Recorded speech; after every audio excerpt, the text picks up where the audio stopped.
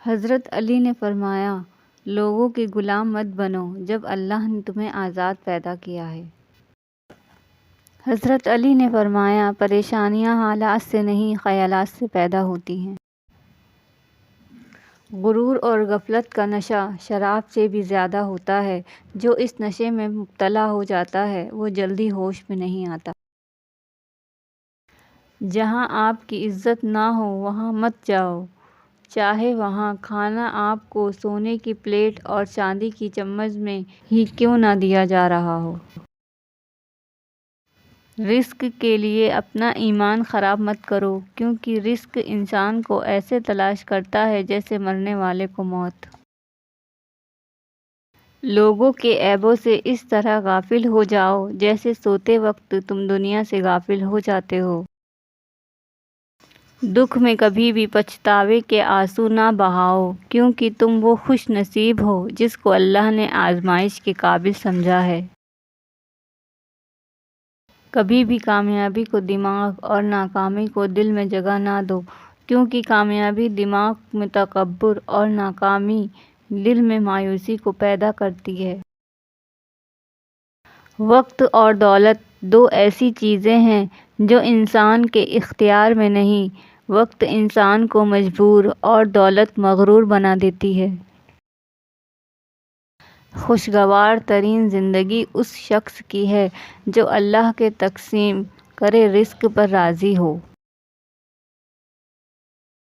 خدا کو ناراض کر کے لوگوں کو راضی نہ کرو، کیونکہ لوگوں کے بدلے دوسرے لوگ مل سکتے ہیں لیکن خدا کے بدلے دوسرا خدا نہیں مل سکتا۔ خوبصورتی ایک نعمت ہے، لیکن سب سے خوبصورت آپ کی زبان ہے، چاہے تو دل جیت لے، چاہے تو دل توڑ دے۔ ایسا بہت کم ہوتا ہے کہ جلد بازی کرنے والا انسان نقصان نہ اٹھائے، اور ایسا ہو نہیں سکتا ہے کہ صبر کرنے والا ناکام ہو جائے۔ اس شخص کو کبھی مت گنوانا جس کے دل میں تمہارے لیے محبت، عزت، فکر اور چاہت ہو۔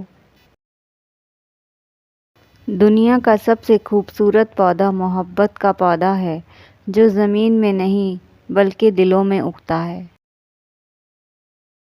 لفظ انسان کے غلام ہوتے ہیں، لیکن بولنے سے پہلے تک، بولنے کے بعد انسان اپنے الفاظ کا غلام بن جاتا ہے۔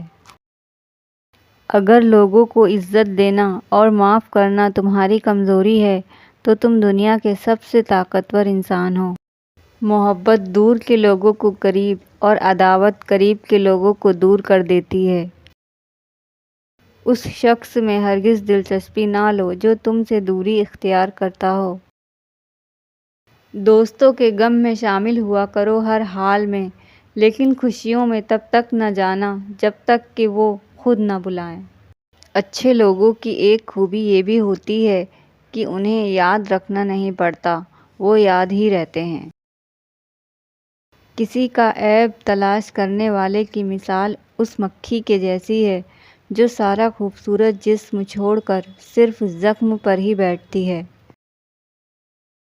دوستی کرنا اتنا آسان ہے جیسے مٹی سے مٹی پر مٹی لکھنا، لیکن دوستی نبھانا اتنا مشکل ہے جیسے پانی سے پانی پر پانی لکھنا۔ تمہارے لیے بہترین تعلق وہ ہے جو تمہارے عیب جان کر بھی تم سے تعلق نہ توڑے، اور بے شک وہ تعلق اللہ کے سوا اور کوئی نہیں ہے۔ جو شخص تم پر غصہ کرے مگر اس کے باوجود تم سے تعلق نہ توڑے، وہ تمہارے برے وقت میں اچھا ساتھی ہے۔